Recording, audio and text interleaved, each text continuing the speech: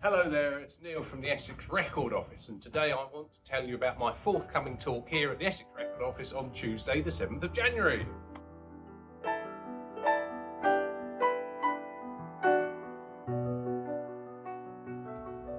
In the 1790s, Great Britain found itself at war, yet again with France, in this instance, French Revolutionary France. Essex was well situated to the northeast of London, to make it a target for French invasion, for it was London that the French would have been interested in attacking. But Essex was ideally situated with its beaches and estuaries, particularly the beaches of the Tendring Hundred up here in the northeast of the county. The local nobility and gentry were also involved in the defence of the county, not just the British Army.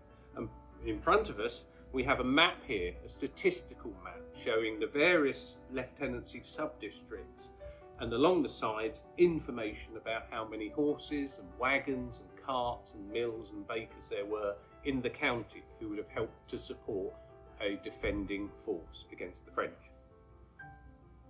Along with the lovely beaches of the Tendring Hundred, what made Essex an attractive proposition for invasion was the port of Harwich, the most important deep water sheltered anchorage from the Thames estuary to Hull. If the French had been able to capture Harwich with its port facilities, it would have made unloading of heavy equipment much easier than over the open beaches of the Tendring Hundred.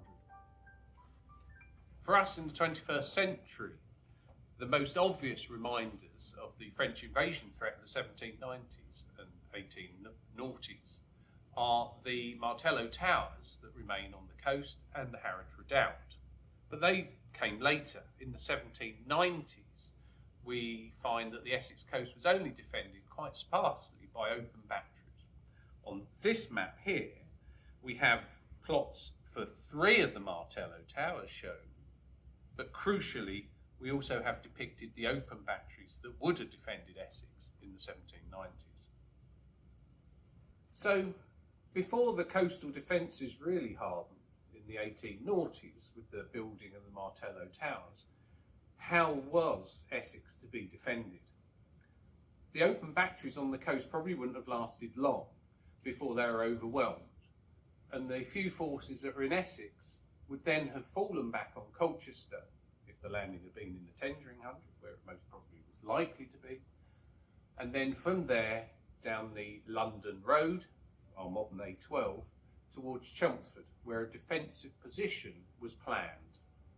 Major Thomas Vincent Reynolds, who was living in Great Baddow at the time, had prepared plans for an entrenched camp in Springfield to defend the route of a French invading army advancing on London. If this were breached, further defensive positions were mapped and planned at Brentwood in order to defend a French advance on London. Along with Major Reynolds, Alexander Hope of Lough Ness in Scotland was also based in Essex, and he planned a prepared position at Brentwood, along with surveying the county as well, looking at other defensive situations.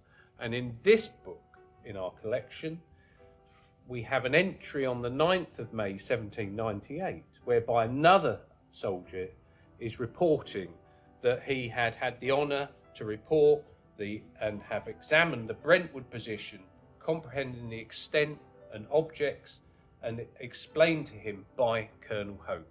This position I will be discussing on our talk on Tuesday the 7th of January. I'm very much looking forward to seeing you on Tuesday the 7th of January at my talk. There's so much more to discuss than what I've introduced here today. Details can be found in the link below, and don't forget that tea and coffee is included in the price as well. In the meantime, I hope you have a very happy Christmas and peaceful New Year, and I look forward to seeing you in 2025.